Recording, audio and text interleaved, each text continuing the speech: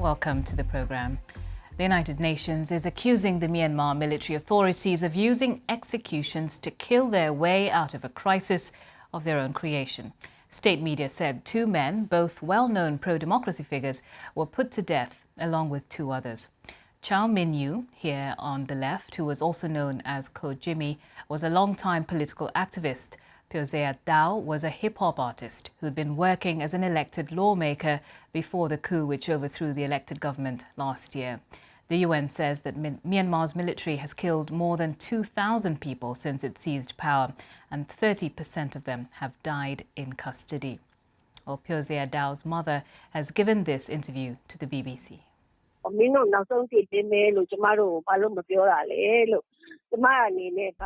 I want to arrange a funeral plan according to traditional customs. I have to know what day and how the execution was carried out. I asked the prison authorities to return his body or his ashes, but they only said the execution was carried out over the weekend. Although family members refused to return until the bodies were recovered, we were forced to return, as the prison authorities did not respond. When we met on Zoom last Friday, my son was healthy and smiling. He asked me to send his reading glasses, dictionary and some money to use in the prison. So I collected those things and brought them to the prison today, and that's why I didn't think they would kill him. What I wanted to say for him was that I didn't know in advance that he would be executed. I am proud of my son. He even gave his life. If possible, I want to take his bones and ashes and place them at a martyr's temple. Let's also bring you the reaction from Human Rights Watch. This is clearly a signal to the Myanmar people from the junta that they are prepared to do whatever it takes, whatever rights abuses, whatever atrocities, whatever crimes they think they need to do in order to try to control the situation. They are now moving to execute political prisoners. That is the message today, that we will stop at nothing. It is a sign of the depravity of the Myanmar junta that they are prepared to take this kind of step. Oh, we're joined now by Ong Chow Mo, advisor to the Minister of Human Rights of the Myanmar Government of National Unity. He's currently in exile in an undisclosed location. Thank you very much for talking to us. Can I just start by getting your reaction to this news? Thank you for having me. It's indeed very sad and very shocking news what had happened. And this clearly indicates that the junta is doing, they have announced that they will do whatever they need to do or they are capable of doing. And this includes very serious gross human rights violations. And a lot of people are saying this is like executions of death sentence. And this is the first time in 30 years that 4 people at one time are being executed, and we can call it like murder in prison rather than death sentence executions, because the family member did not have access to lawyer, and it was carried out in a way that's fall against the existing law. So this is very much inhuman. It is part of the ongoing crimes against humanity that Burmese military has been committing against its own civilian. And this is very same military who committed genocides against Rohingya people and carried out war crimes against the ethnic people. Can I just ask whether you personally knew any of the activists who've been executed? I personally did not knew them, but I have heard about them, and I have like connections, indirect connections with them.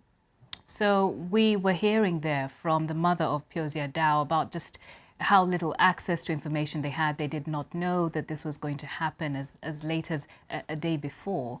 What more can you tell us about the manner in which these executions were carried out? It was done in a very, very, very dirty way and very, very inhuman way, as I mentioned earlier, because the family should have had, in any circumstance, the family should have had access to each of their family members and should be aware of what is going to happen to their family members.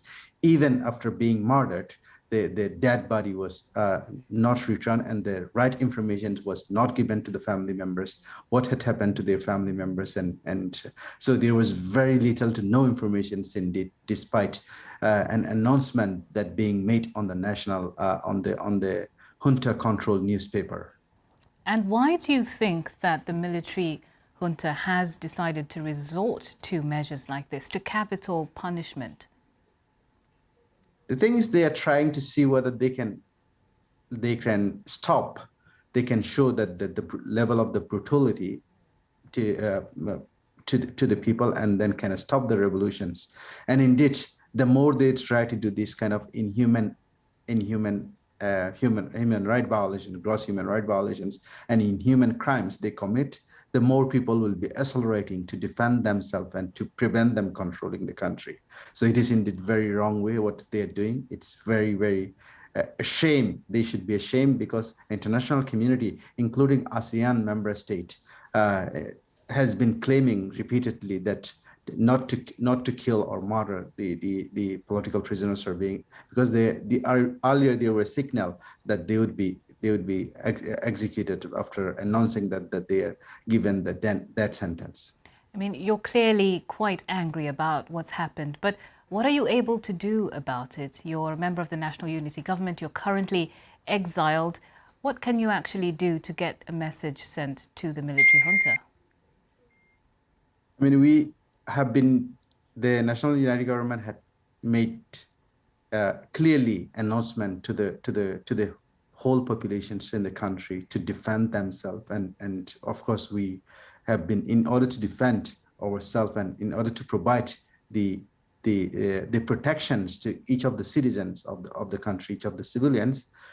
The government leaders has made the announcement to self-defend, and the government has already established people defense force and things like that. So the only way to make this junta understand is to speak on their own language. I'm not inciting violence here. However, million of people in Burma have tried to peacefully protest. In return, what the people got is like bullets while peacefully protesting. So this is a military which has a very bad history track record of killing, murdering, and raping women, and while the civilian itself will peacefully claim things, and the response would be like very brutal crackdowns and things like that.